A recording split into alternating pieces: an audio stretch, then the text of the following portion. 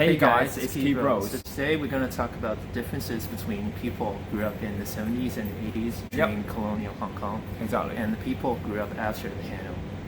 Yeah, so let's start with what do you think about the sort of characteristics people in the 70s and 80s have? I think people who grew up in colonial Hong Kong were quite pragmatic. Yeah, they're quite They also hardworking, I'd have say, a right? Yeah. sense of personal responsibility. And they were also quite open-minded. Yeah, if you talk to them on like different Yes. issues of like the world, they know a lot. They probably can speak 3 or more languages fluently, Right. I'd say. So, i.e. Cantonese, Putonghua and English. These are the 3 official languages in Hong Kong. Right. And they're also quite flexible, I'd say. Like, Yes. they're quite adaptive towards different environments. And I'd say, like, for example, people like our parents, they have a pretty good understanding of both Eastern and Western cultures. Yeah, they pretty much have a balanced view of Right. the world, I'd Right. say.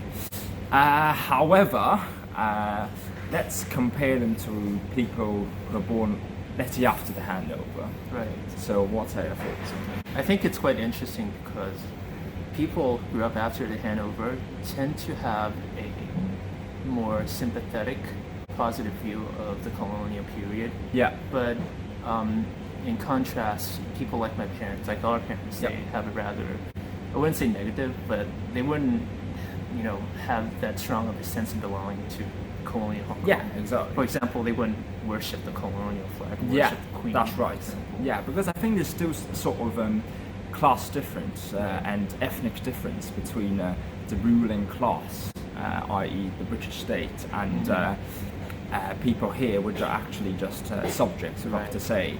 And don't forget is that back in the old days, it's not like it's all full of democracy and bright futures. Actually, for like 143 years, there weren't any elections in Hong Kong. And I think democracy was, or Western style democracy was introduced in Hong Kong to some extent. But it was done after, first of all, it was done after the Joint Declaration. Yeah, And secondly, it was exactly. obviously done with the 1985. political purpose of spiting and hindering the Chinese. I think so, yeah. Like another thing is that people also forget the sort of ethnic segregation, or what we call Right. apartheid. For example, people can't actually go into the peak if they are non-Brit or non-white, I'd say. Right. Like all Asians, including Chinese or any other, can't even enter the peak. So I really don't understand why they have this sort of view towards this colonial I government. think it's quite illusionary, isn't it? Yeah, to think it's sort of that, fantasy, Yeah, this the is colonial the the colonial period was our glory days for some reason, and I think to be fair, we were quite prosperous during the 70s and Yeah. 80s, but that was largely, obviously I'm not no economics expert, but I think it can largely be attributed to mainland reforming and opening up, Yeah. which led to lots of trade, and Hong Kong was an entrepot. Yeah, it that's was right. sort of the front office of China, the Exactly. mainland. So to say that Hong Kong was successful simply because we have a colonial government, it's inaccurate. That's right, and I think this is also sort of like an identity clash. So people in the past, like during the colonial government, actually have a larger sense of belonging as Chinese, Right. Whereas after the colonial period, surprisingly, people here would rather be either Hong Konger, which I don't really object this term, but it's just that I find that if you only focus on being a Hong Kong, it's quite isolationist in Right, itself. right. Because we are ethnically Chinese, there's no such Right. race called the Hong Kong race, we're all Yes. ethnic Chinese. And some people even want to become second-class British citizens by having the BNO, which I find really hilarious. It's really. amusing, isn't It is quite amusing. Like, which country wants to be second-class citizens? Like New Zealand, Australia, Canada, Right. even the US, right, have gained independence from Britain. I haven't heard like an Australian wants to become, British second-class citizens again. Right. Or, for example, you also have independence movements in the UK, like Scotland, Wales, and Northern Ireland want to join part of Ireland. So it's amusing, really. Right. Like, yeah, that's why.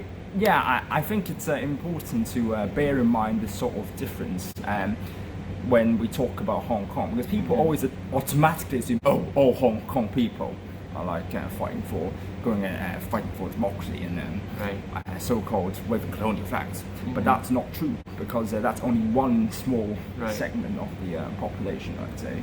Yeah, so that's why we think when the British government says they have not only an obligation, a responsibility, but also a right to interfere with our internal affairs, I think that's widely inaccurate, because the proportion of people in Hong Kong actually still have a sort of artificial sense of belonging to the British nation, are either, you know, a very, very small amount of people who grew up in the colonial days who happen to really have that sense of belonging when they see the colonial flag, which to me is quite weird, actually. Yeah, it is quite weird. Like, but seriously. Also, it's like there are also these Hong Kongers who grew up after the Handover who have a illusionary, sort of like fantastical view, like a widely inaccurately positive view of the colonial period. But these people are definitely often minority in Hong Kong. Oh, definitely.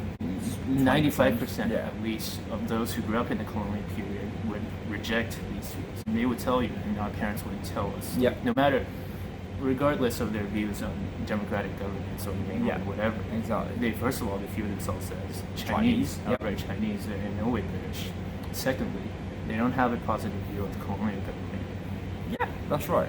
It's so it's actually quite interesting, you know, how people have no idea of what actually happened during that period of history. That's right. They come in and say, oh, and they like to say people who are above a certain age, they call them fai lo, right? In Cantonese, which literally translate to useless elderly. Yep. But these people are those who have first-hand experience of what it was like basically, to be discriminated, to be oppressed, simply because of their ethnicity. Exactly. And let's not forget that Hong Kong was taken by force. Yeah, that's and right. it was handed back to China peacefully. Yeah, and it's also one thing I want to point out is that, like, obviously there are some positive things about colonial rule. I won't say there aren't any, like, for example, the English language, perhaps some sort of, like, Western etiquette which we can learn from. But at the same time, we should also not forget that around the world, like when the British state basically decolonized, it's basically caused a lot of conflicts around the world. You see India, Pakistan, for example. Or for example, we have Syria, Iraq, we have Cyprus, all right? So yeah, like I think it should be important for us to have a fair and a balanced sort of understanding of what happened in the past, as opposed to blindly thinking, oh, Britain is such a wonderful state and we should go back to colonial rule. Like, I think that's it's quite ridiculous, because hilarious. Yeah. There are only two types of people in the world, according to my view, who have a entirely positive opinion of British imperialism. So the first is the high Tories, or the aristocrats. The aristocrats, basically. And secondly, it's some of the Hong Kongers who happen to have grown up after the Handover, but somehow they have this wildly positive. That's right. I mean, we even interviewed a guy from Bristol the other day. And they used to get reminded that actually no one really had any democracy under British either, right? And I think that's kind of true. So when they're flying that flag, I'm not even sure they really understand what it is. Exactly. So true. So I think they should forget all of that, right? Because it's never going back to that. UK is never going to, not that it has any rights to, but it's never going to stand up to China. Like he's actually very anti-British imperialism. He said that when people are waving the colonial flag, and at the same time, simultaneously, they proclaim to be fighting for democracy and freedom.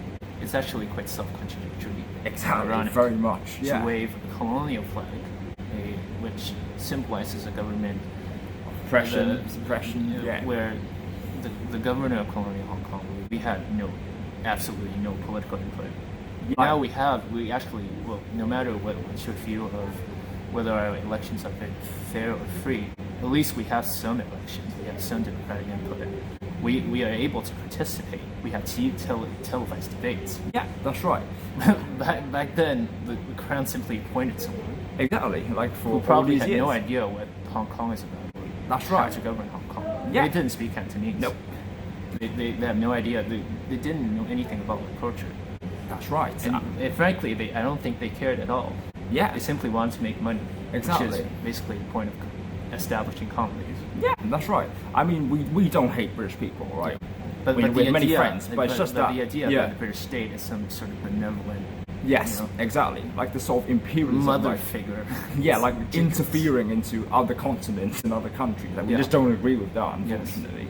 Like, we can be friends as equal partners, Yes. but not like we are subservient to your rule. Like, I think that's, it's quite important yeah. because although we have a quite negative view of British imperialism, we don't have a problem with Western culture. No, we don't. I mean, like, I think we are westernized to some extent, but Pretty I think much. it's vital to maintain a balance between your identity roots, as yeah. a Chinese person, as an ethnic Chinese, be so biased as to criticize everything that's Chinese and worship everything that's Western. I think that's a sign of lack of cultural confidence, and that's not necessarily. Yeah, So we've gotten past the period already. That's right. We're not in the 19th century where Western nations can simply come to China and take whatever they want by force.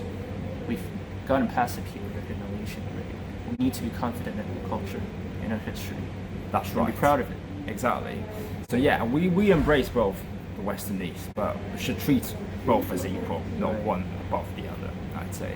So yeah, I think that ends today's video, I guess. So we'll see you guys in the next one. Cheers, All right, guys. see you.